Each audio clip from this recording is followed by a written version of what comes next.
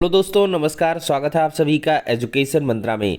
दोस्तों, देखा जाए तो अब ब्रिज कोर्स को लेकर लगातार दबाव बढ़ रहा है। पश्चिम बंगाल, उत्तर प्रदेश में हड़कंप मच चुका है और डीएलएड छात्र का प्रमोशन रोका जाए, बीएड छात्र ऐसी मांग कर रहे हैं। स्टाफ नर्स लोक सेवा आयोग भर्ती विज्ञापन आज निकलेगा।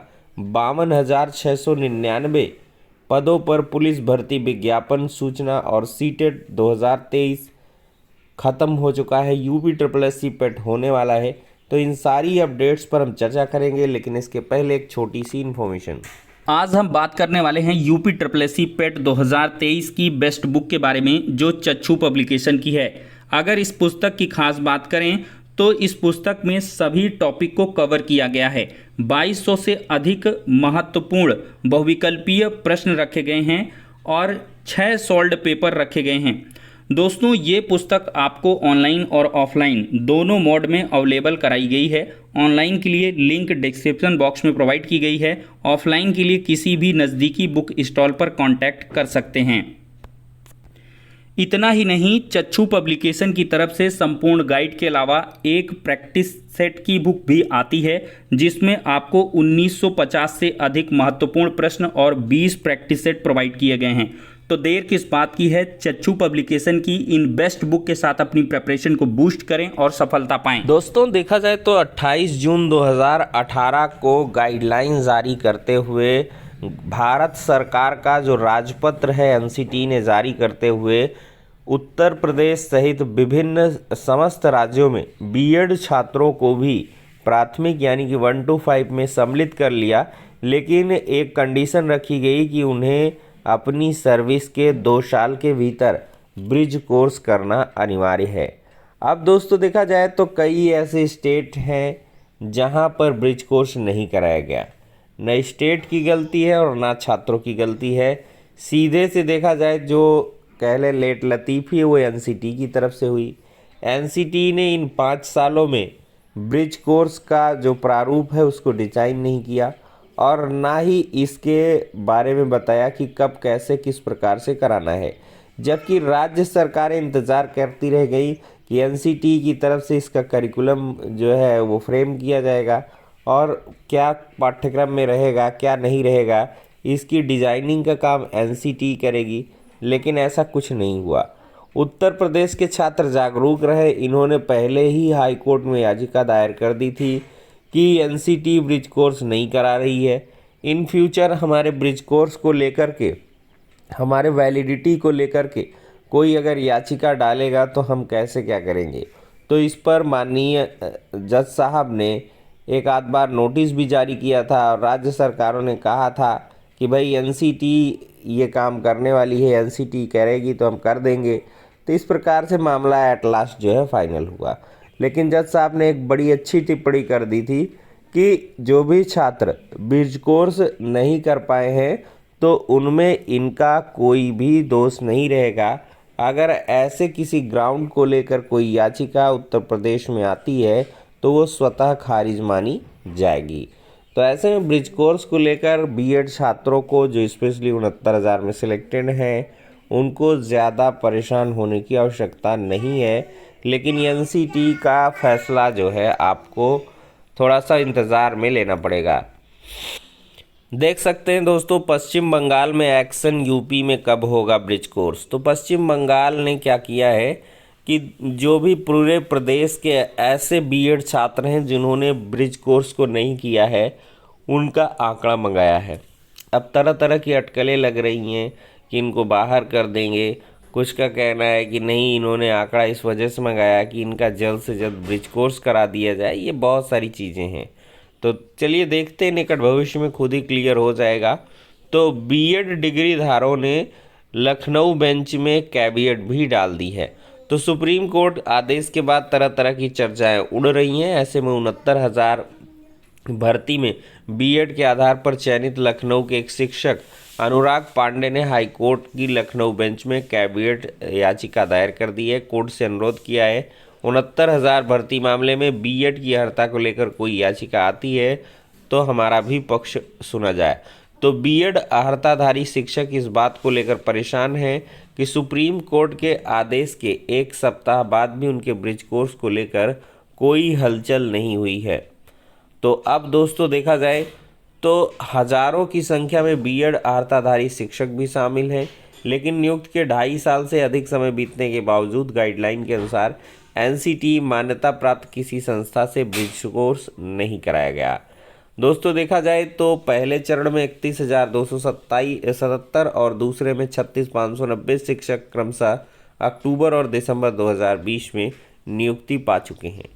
तो प्राथमिक की शिक्षक भर्ती से बीएड बाहर होने का मामला है। पश्चिम बंगाल ने ब्रिज कोर्स को लेकर शुरू की है कार्रवाई और यूपी में 69,000 भर्ती के चयनितों की 2 साल में ट्रेनिंग नहीं हुई और बीएड अर्हताधारी परेशान है। ब्रिज कोर्स को लेकर हलचल नहीं है। शिक्षकों ने देखा जाए तो याचिका कर रखी है, तो इस वजह से कोई प्रॉब्लम यहाँ नहीं होने वाली है। डीएलएड छात्र दोस्तों लगातार आगे आ रहे हैं। डीएलएड संयुक्त प्रशिक्षु मोर्चा की तरफ से यहाँ पर देख सकते हैं चेयरमैन महोदय एनसीटी नई दिल्ली को लिखा गया है कि एसएलपी नंबर 0322/2022 पर सुप्रीम कोर्ट द्वारा दिए गए फैसले के बारे में सभी राज्य व केंद्र सरकार को सूचित करने बाबत। तो यहाँ पर किसी भी राज्य और केंद्र शासित प्रदेश में सुप्रीम कोर्ट के फैसले की अवमानना न हो, इसके लिए संविधान के अनुच्छेद 142(2) में सर्वोच्च न्यायालय को अपनी अवमानना के लिए दंडित करने वाला कोई भी आदेश पारित करने की शक्ति प्रदान की गई है।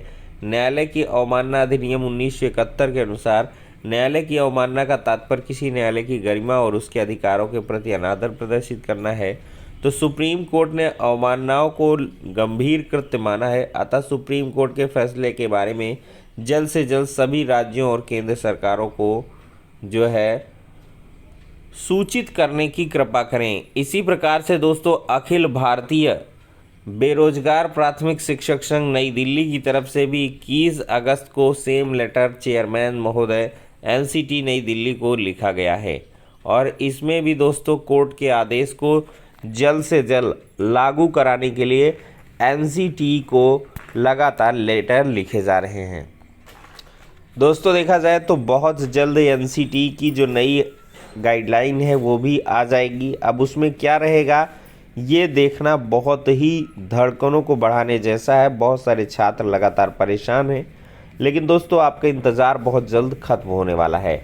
अब दोस्तों देखा जाए तो डीएलएड छात्रों का प्रमोशन प्राथमिक में ना हो, इसके लिए बीएड छात्र आगे आ रहे हैं। सभी का आरोप है कि ठीक है, हमें मंजूर है कि प्राथमिक में हमको सुप्रीम कोर्ट ने बाहर किया है तो सरकार बाहर कर दे, लेकिन एक कंडीशन ये है कि जूनियर में जो आप प्रमोशन प्राथमिक वालों का करते हैं, बीटीसी वालों का, इसको रोक दिया जाए, नई भर्ती निकाली जाए और 6 to 8 में सिर्फ बीएड को ही मौका दिया जाए।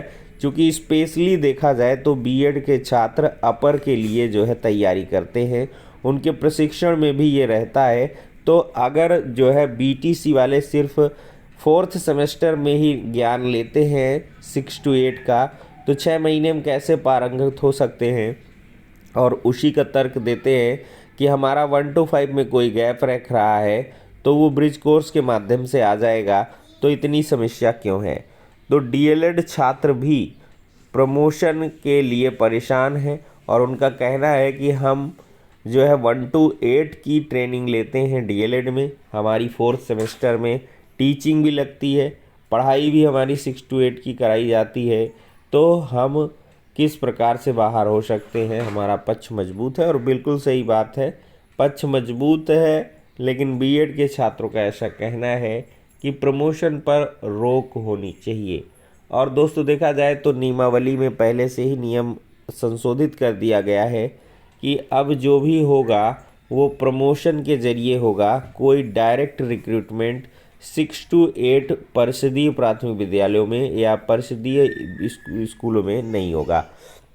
दोस्तों देखा जाए तो स्टाफ नर्स लोक सेवा आयोग भर्ती विज्ञापन आज जारी होगा।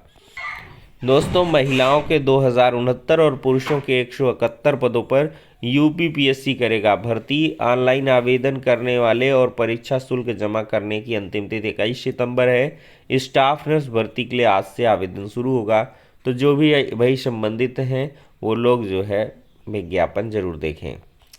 दोस्तों देश भर में सीटीटी की परीक्षा सुचारू और पारदर्शी तरीके से संपन्न हो चुकी है।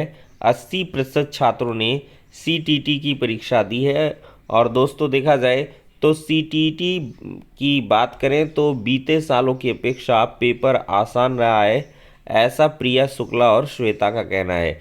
63 केंद्रों में 2 पाली में प्रयागराज के अंदर परीक्षा हुई। इस बार ऑफलाइन मोड में परीक्षा कराई गई है।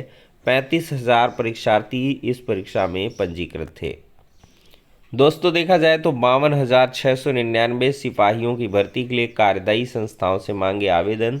3 साल से हो रही कवायद, कोई कार्यदायी संस्था नहीं ले रही रुचि। तो दोस्तों बहुत जल्द अब सिपाही भर्ती होने वाली है। योगी सरकार इसका विज्ञापन जारी करेगी। 53,000 के करीब पोस्ट हैं, तो लगातार आप लोग तैयारी में जुटे रहें।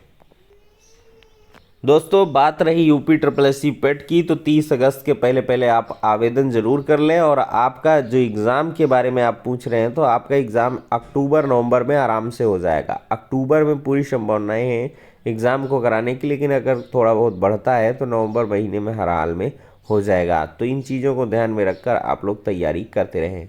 तो चलिए दोस्तों, ये हो गया आज के इंपॉर्टेंट वीडियो। पसंद आया हो तो लाइक एंड शेयर करें, और चैनल पर पहली बार आए हैं तो सब्सक्राइब अवश्य करें। नेक्स्ट वीडियो में मिलते हैं।